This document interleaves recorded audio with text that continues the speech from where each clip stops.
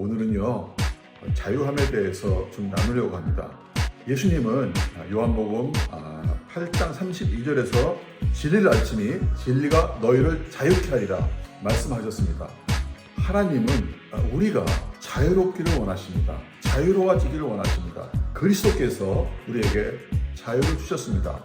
사도 바울은요 갈라디아서 5장 1절에서 우리를 자유롭게 하려고 자유를 주셨으니 그러므로 굳건하게 서서 다시는 종의 멍에를 매지 맙시다 라고 권유하고 있습니다.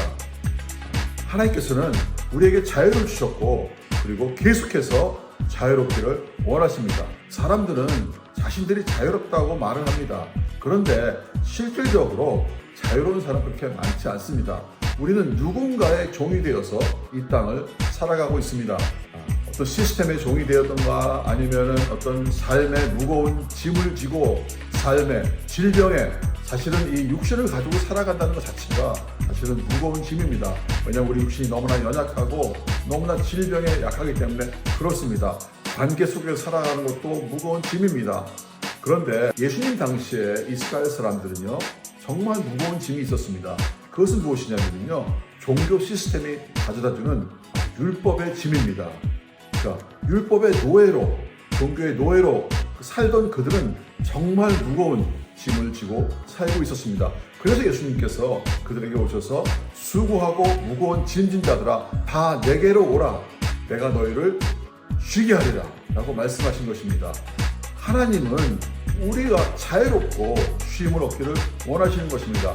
그래서 예수님은 십자가에 달려서 그 죄의 대가를 지불하시고 죄를 끊어버리시고 세상의 속박을 끊어버리시고 우리의 어깨를 가볍게 하시고 우리를 자유롭게 놓아주신 것입니다. 이것은 하나님이 주신 선물입니다.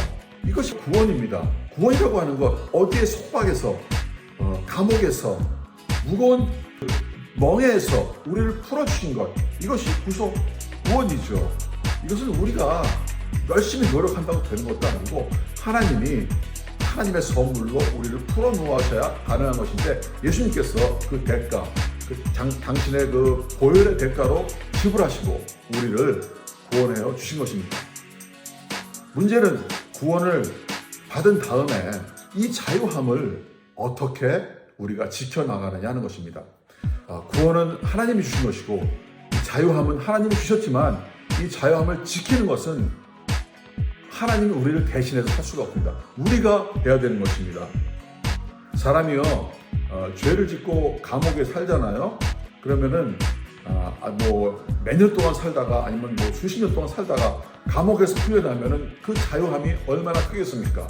그런데요 감옥에서 풀려난 후에 자유로워야 될 텐데 사회에 나와서 자유롭지 않은 사람이 대부분입니다. 왜 그럴까요? 그들은 이 자유함에 익숙해져 있지 않습니다. 그리고 그들은 어디에 속해야 됩니다. 속하지 않으면 자유롭지가 않습니다. 그들이 누구인지를 정확하게 알지 않으면 자유롭지 않아요. 결국은 옛날 친구들, 옛날에 다시 그 현장, 옛날의 상황이 다시 돌아오고 다시 그 죄의 멍에를 쓰게 되고 죄의 멍에를 쓰지 않는다고 하더라도 그들의 삶은 너무나 자유가 없는 삶을 살아갈 수가 있는 것입니다. 이것이 우리 인간의 모습입니다. 우리는요 자유를 얻었으면 그 자유를 지키기 위해서 우리가 무언가를 해야 됩니다. 우리는 마치 하늘을 나는 연과 같습니다. 여러분 연 아시죠? 연, 카이트. 이 연이 하늘을 날기 위해서는요 자유롭게 하늘을 날기 위해서는 바람을 타고 하늘을 날기 위해서는요 이 줄로 이렇게 해가지고 그 연을 잡고 있는 사람의 손에 꼭 붙잡혀 있어야 됩니다. 만일 이 연이 나는 더 자유를 얻고 싶다 그래가지고 그 줄을 끊어버리면요 이 연은 멀리 날아갈 것 같지만은 잠시 날아가다가 땅에 떨어져 버리고 마는 것입니다. 우리는 연과 같고 이 줄은 우리의 믿음과 같다. 그리고 우리는 하나님의 손, 사랑의 손길에 우리를 꼭꼭 메어 놓아야 합니다. 그렇지 않으면 우리는 결코 이 세상에서 자유로울 수 없는 것입니다. 그 마약 중독자 사역을 제가 하지 않았습니까? 홍콩에서. 그런데 이 마약 중독자들이요, 제가 이제 그 사람들하고 같이 매주 기도회를 하는데 거기에 마약에 이렇게 취해가지고 오는 사람들이 꽤 많습니다. 그런 사람들은 열이면 열 그들에게 물어보면요, 그들이 정말 원하는 것은 마약에서 자유로워지는 것입니다. 그런데 기도를 하고 방언으로 기도를 하고 그러면 그들은 정말로 기적적으로 초자연적으로 마약에서 해방됩니다. 그렇다고 그들이 자유로워질까요? 그 자유로움은 잠시, 그들은 또다시 자유롭지 못한 몸이 되는 것입니다. 세상은 그렇게 우리를 종으로 만들려고 하고 노예로 만들려고 하고 우리를 이리 저리 끌고 다니고 우리를 죽이려 하는 것입니다. 우리는 이 세상에 속해 있는 한 결코 자유롭지 않습니다. 그래서 그들을 위해서 우리가 한 것은 무엇이냐면요, 우리 공동체가 세인트스티븐 공동체인데요, 한 것은 그들을 마약을 끊으면은요 바로 공동체에 소속시킵니다. 그래서 그 공동체, 가족과 같은 그 공동체에서 생활하면서 세 가지를 해줍니다. 3P라고 그러는데요. Protection, 그들을 보호해주고, Prayer, 기도해주고, Provision, 필요한 것을 다 공급해줍니다. 3P를 하면서 그들이 정말 가져야 될 것은 무엇이냐면 소속감입니다. 그들에게 가족이 있다고 하는 것입니다. 그 소속감이 너무나 중요합니다. 그 다음에 그들은 그들의 정체성을 회복해야 됩니다. 그들은 더 이상 마약 환자가 아니고 그들은 예수님의 제자이다. 예수님의 형제이다. 하나님의 자녀라고 하는 소속감이 분명해야 됩니다. 그러면 그들은 거기서 떠나지 않습니다. 그런데 이것이 분명하지 않으면, 이것에게 자기를 매지 않으면은 그들은 자유롭게 그것을 떠날 수가 있습니다. 그것을 떠나는 날 그들의 생명은 끝이 나는 것입니다. 우리는 무엇인가에 우리를 내어놓아야 되는데, 우리가 자유하기 위해서는 하나님의 사랑의 손에 우리를 내어놓아야 되는 것입니다. 이것은 우리가 좀 쉽게 이해하려면 이스라엘의 역사를 보면 이해할 수가 있습니다. 이스라엘 백성이요, 400년 동안 애굽의 노예로 살면서 너무 힘들지 않았습니까? 애굽은 이 세상을 상징하는 것이죠. 이 세상에 노예로 살면서 정말 너무 힘들어서 하나님한테 울부짖었습니다. 하나님 우리를 구원해주십시오. 하나님 우리를 살려주십시오. 그랬을 때 하나님은 그들의 그 소리를 들으시고 모세를 통해서 바다를 가르시고 홍해를 가르시고 그들을 구원하지 않았습니까? 하나님이 그들을 구원하신 목적은 그들을 광야에서 죽게 하는 것이 아니고 약속의 땅으로 그들을 불러들이기 위해서 그들을 구원한 것입니다. 그 구원의 목적은요, 약속의 땅에서 사는 것입니다. 자, 제가 말씀드리고 싶은 것은 무엇이냐면요, 애굽 땅과 약속의 땅은 다르다고 하는 것입니다. 사는 방법이 다른 것입니다. 신명기를 잠깐 읽겠습니다. 신명기 11장 10절에 보면은요, 내가 들어가 차지하려는 땅은 내가 나온 애굽 땅과 같이 아니하니 거기에서는 너희가 파종한 후에 발로 물대기를 채소밭에 댐과 같이 하였거니와, 이집트에서는 수로가 발달했다는 것이다. 물이 항상 있다고 하는 것입니다. 그래서 그들은 언제나 물이 필요하면은 수로를 통해서 그 밭에, 채소밭에 물을 대시 물을 댔다고 하는 것입니다. 그러나 너희가 건너가서 차지할 땅은 산과 골짜기가 있어. 이것이 바로 약속의 땅입니다. 그 땅은 산과 골짜기가 있어 하늘에서 내리는 비를 흡수하는 땅이요, 내 하나님 여호와께서 돌보아 주시는 땅이라. 연초부터 연말까지 내 하나님 여호와이니 항상 그 위에 있느니라. 그러니까 이 약속의 땅은 어떤 땅이냐면요, 물이 항상 있는 땅이 아닙니다. 산이 있고 계곡이 있어서 비가 오면은 다 쓸려 내려가고 또 땅으로 흡수돼서 그 비는요, 농사를 짓기 위해서는 적합한 때에 비가 내려야 되는 것입니다. 이 땅은 그런 땅입니다. 그런데 13절 보면은요, 내가 오늘 너에게 명하는 내 명령을 만일 너희가 청종하고 너희 하나님 여호와를 사랑하여 마음을 다하고 뜻을 다하고 섬기면 여호와께서 너희 땅에 이른 비, 늦은 비를 적당한 때에 내리시리니 너희가 곡식과 포도주와 기름을 얻을 것이요. 자, 하나님은요, 이스라엘 백성을 힘들게 하기 위해서 그 땅으로 데려온 것이 아닙니다. 하나님 나라의 원칙이 이것입니다. 그냥 애굽 땅에 살면은 하나님 의지하지 않고 세상의 방법대로 수로를 내어서 항상 물을 얻을 수 있지만은 약속의 땅은 그렇지 않다는 것입니다. 약속의 땅은요, 하나님이 그 약속의 땅을 항상 눈으로 보고 계시고, 그 약속의 땅은요, 때에 따라서 적합한 때에 비를 내려주시는 땅이라고 하는 것입니다.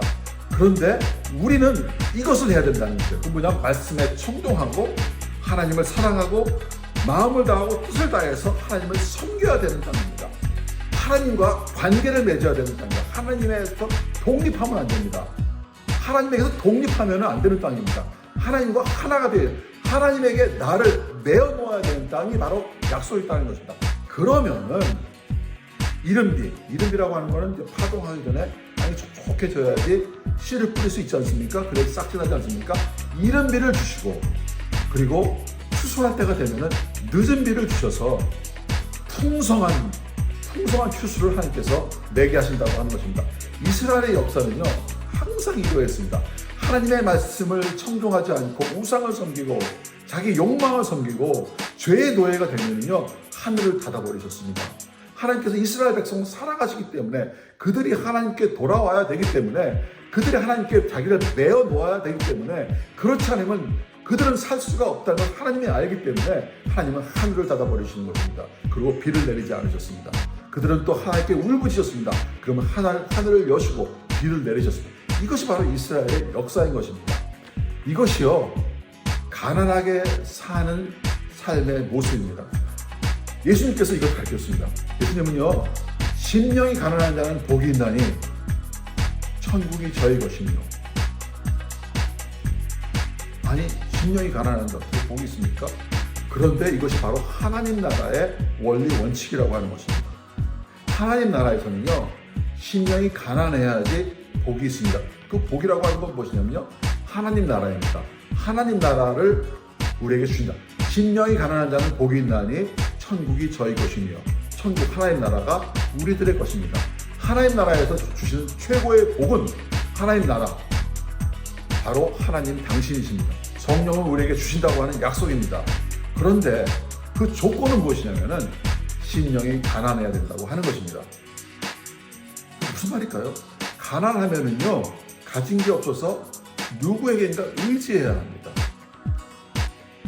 그렇지 않으면요 굶주리고 목마르고 배고프고 힘듭니다. 심령이 가난하다고 하는 것은요 영적으로 가진 게 없습니다. 영적인 지식이 없고 자기 의가 없고 그래서 하나님을 의지하지 않고는 살 수 없는 상태가 영적으로 가난한 상태입니다. 하나님을 의지하지 않으면 목마르고 배고픈 것이 가난한 것입니다. 하나님 나라의 원칙은 무엇이냐면요 심령이 가난한 자는 복이 있나니 하나님이 하나님 나라가 저희 것이며. 이것이 바로 하나님 나라의 원칙인 것입니다. 여러분 교회를 오래 다니는 거하고 하나님을 사랑하는 거하고는 다릅니다. 여러분 그거 아시죠? 여러분 종교 생활을 해서 종교 생활에 익숙한 거하고 성숙한 거하고는 다릅니다. 여러분 하나님을 사랑해서 성숙한 사람은요 항상 마음이 가난합니다. 사랑하는 사람은요 더 사랑에 목마릅니다. 그리고 사랑하는 사람은요 그 상사병에 걸립니다. 그래서 하나님 항상 그리워하고 하나님을 더 의지하고 이것이 마음이 가난한 것입니다. 하나님을 사랑하는 자는 성숙해가면 성숙해 갈수록 마음이 더 가난해지는 것입니다. 그러나 종교 생활을 하는 사람은 그렇지 않습니다. 종교 생활을 하거나 교회를 오래 다녔다고 자랑하는 사람은요 그들이 무엇이든 목사가 되든 장로가 되든 선교사가 되든 아무 상관이 없어요. 그들이 무엇이든 그들의 마음은 살이 찝니다. 아는 것이 많고 자기의가 많고 마음이 살이 찌면요 마음이 가난하지 않습니다. 그것은 하나님 나라의 원칙이 아닙니다. 중요한 것은 종교 생활을 하는 것이 아니고 하나님을 사랑하는 것입니다. 하나님을 사랑하면은요 마음이 가난해집니다. 성숙해지는 것은요 하나님을 사랑하는 것이고 마음을 다하고 목숨을 다하고 힘을 다해서 하나님을 사랑하는 것이고 그럴 때 우리는 하나님에 대해서 더 목마른 것입니다. 이것이 마음이 가난한 것입니다. 이 마음이 가난한 것을 우리는 졸업하면 안 됩니다. 우리가 신앙생활 오래 했다고 해서 우리가 많은 일을 했다고 해서 마음이 가난한 것을 졸업해버리면 우리는 이미 종교인으로 빠져버린 것입니다. 하나님은요 하나님을 사랑하는 자를 원하시지 종교인을 원하지 않습니다. 이것은 무엇이냐면요 하나님의 사랑의 종이 되어 살아야 한다고 하는 원리인 것입니다. 사도 바울은요 그리스도께서 너희를 자유케 하시려고 자유를 주셨으니 이제는 굳게 서서 다시는 종의 멍에를 내지 말라라고 말씀하는 사울은요 자기를 소개할 적에 나는 그리스도의 종이라고 소개합니다. 로마서 1장 1절은 이렇게 시작됩니다. 그리스도의 종 바울은, 원어에는요 파울로스 둘로스 예수 그리스도라고 써 있습니다. 파울로스, 바울, 둘로스, 종, 노예, 영어로 본드 서번트입니다. 예수 그리스도의 본드 서번트. 바울은 이라고 자기 자신의 정체성을 정확하게 밝힙니다. 바로 예수 그리스도의 종인 것입니다. 여기서 본드 서번트라고 하는 것은 좀 우리가 좀 생각해 봐야 합니다. 그 이스라엘의 그 사회 시스템을 보면요, 노예 제도가 있습니다. 여러 가지 이유 때문에 노예가 되는데 대부분 재정 관리를 못하거나 어려운 일이 있어서 빚을 지기 때문에 노예로 자기 자신과 자기 가족을 팔아버립니다. 또 죄를 지기 때문에 감옥에 들어가지 않고 노예로 사는 경우도 있습니다. 그런데 이스라엘의 이 노예 제도는요 굉장히 좋습니다. 노예를 인격적으로 대우해주고 가족처럼 대우해주도록 만들어놨습니다. 그리고 중요한 것은 6년 동안 주인을 섬기면은 7년째에는요 노예를 풀어놓아주게 되어 있습니다. 그런데 이 노예가 자기가 섬기던 그 주인과 가족을 너무 사랑해서 그 집에 영원토록 같이 있기를 원하는 경우가 있습니다. 그래서 주인을 위해서 살고 또 가족을 위해서, 가족의 이름을 위해서 살기를 원하는 경우가 있습니다.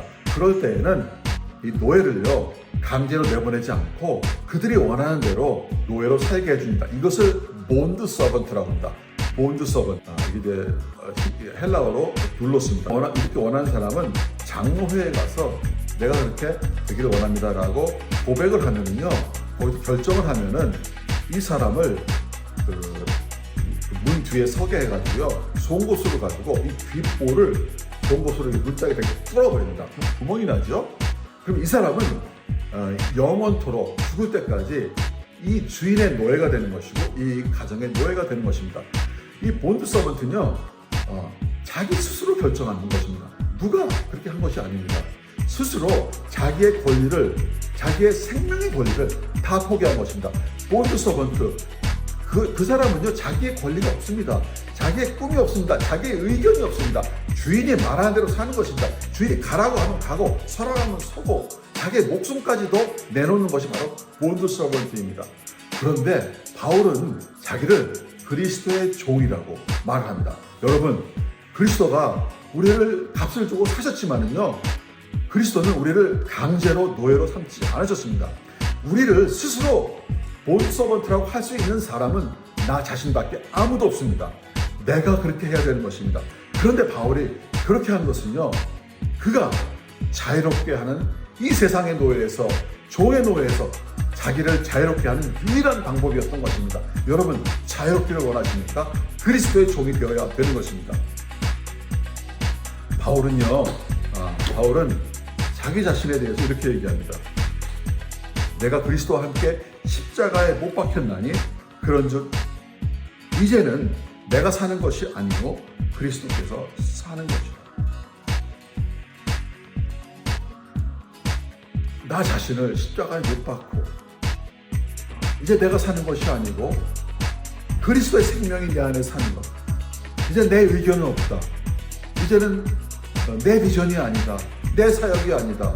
이제는 주님의 사역이고 주님의 일이고 이제는 내 명예를 위해 사는 것이 아니고 주님의 영광을 위해 사는 것이고 이렇게 사는 삶이 가장 자유로운 삶이라고 하는 것입니다. 여러분, 만일 우리가 이렇게 살지 않으면요, 우리는 누군가의 노예가 되어 있습니다. 만일 누군가의 노예가 되어 있지 않으면요, 나는 나의 욕망의 노예가 되어버리고 나의 몸의 노예가 되어버리고 나의 질병의 노예가 되어버리고 나의 죽음의 노예가 되어버리고 마는 것입니다. 나는 나 자신을 십자가에 못 박고 오직 주님의 생명으로만, 주님의 말씀으로만 사는 것이 그리스도의 노예로 사는 것이고, 사랑이신, 은혜이신 그 하나님의 종으로, 본드 서번트로 사는 것이 이 세상에서 가장 자유롭게 사는 방법입니다. 그래서요, 너희가 이 자유를 얻었거든. 그리스도께서 너희를 자유케 하시라고 자유를 주셨으니 이제는 굳게 서서 다시는 종의 멍에를 매지 않는 오직 한 가지 방법은요, 그리스도의 노예로 사는 것입니다. 여러분, 이런 것이 새로운 것이 아닙니다. 예수님은요, 이 땅에 오실 때 이미 이렇게 사는 방법을 가르쳐 주셨습니다. 빌립보서 2장 6절에 보면은요, 그는 근본 하나님의 본체이시나 하나님과 동등됨을 취할 것으로 여기지 아니하시고 오히려 자기를 비워 본드 서번트입니다. 둘로스 종의 형태를 가져 사람들과 같이 되셨고 사람들의 모양으로 나타나사 자기를 낮추시고 죽기까지 복종하셨으니 곧 십자가에 죽으십니다. 예수님께서요, 자기의 삶과 죽으심으로 이 세상에서 가장 자유로운 삶의 본을 보여주신 것입니다. 하나님의 종으로 사는 것, 자발적으로 누가 강요한 것이 아니고 스스로 하나님의 종으로 사는 것, 그 삶의 본을 보여주셨습니다. 그리고 예수님께서 말씀하셨습니다. 너희가 나를 따라오려거든 자기를 부인하고 날마다 자기 십자가를 지고 나를 따를 것이니라. 하나님은요, 우리가 자유롭기를 원하십니다. 그런데 그 방법은 바로 날마다 나를 부인하고 내 십자가를 지고 나는 이미 그리스도와 함께 죽었다라고 나를 십자가에 못 박고 주님의 종이 되어 이 땅을 살아가는 것이 이 세상에서 가장 자유로운 삶을 사는 방법입니다. 저와 여러분은 이러한 자유를 누리기를 원합니다. 모두 사랑하고 축복합니다.